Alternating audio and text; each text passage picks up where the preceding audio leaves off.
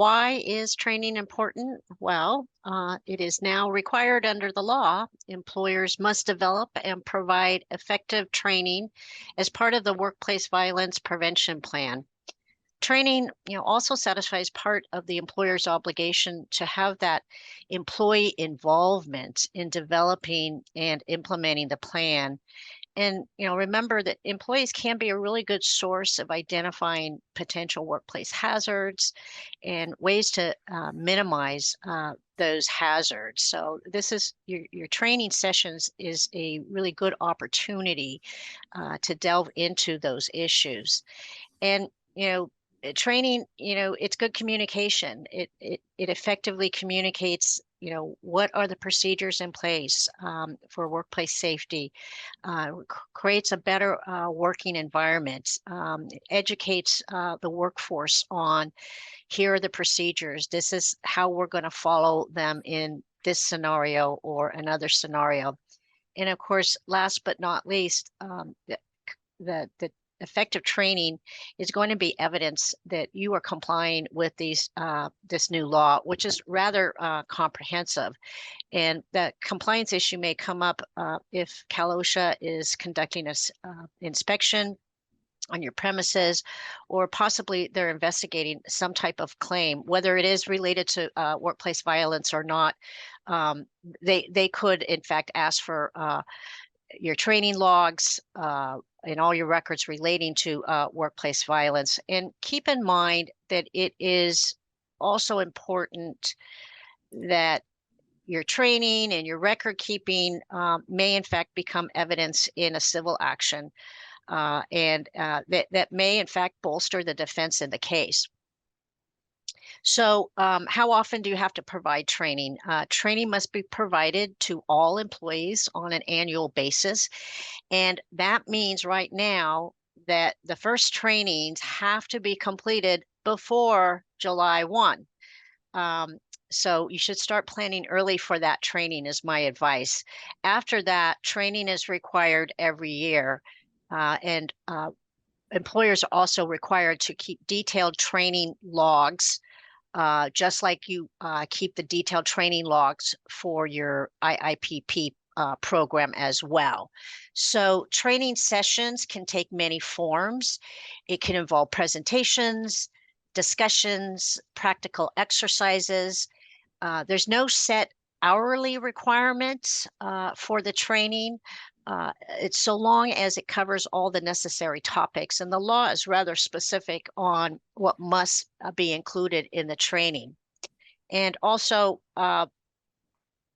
be mindful that there will be situations where additional training may be required. That's where you may have a new or previously unrecognized workplace violence hazard that has yet to be identified. And anytime that there is a change made to the plan, and probably anytime that there is a serious violent incident. So the law is very specific on what must be included in this training. You're going to want to first let the employees know how they can obtain a free copy of the plan and how they can participate in its development and implementation. You'll need to go over the definitions and requirements of a workplace violence prevention plan. We've got a couple of handouts that can assist you with this training.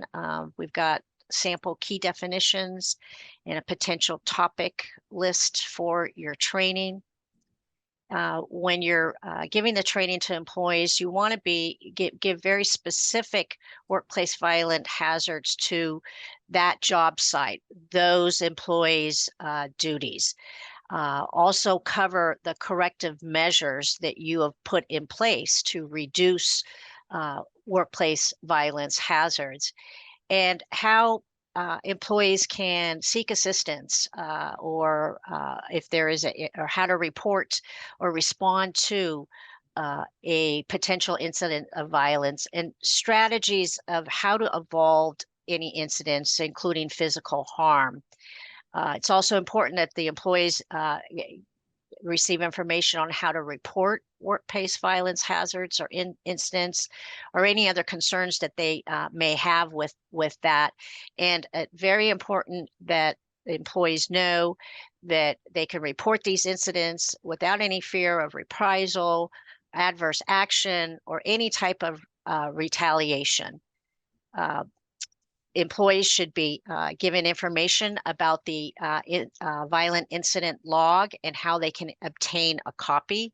And lastly, in line with the employee involvement that these new laws have as part of a theme, the training needs to include an interactive question and answer session with someone who is knowledgeable about the plan.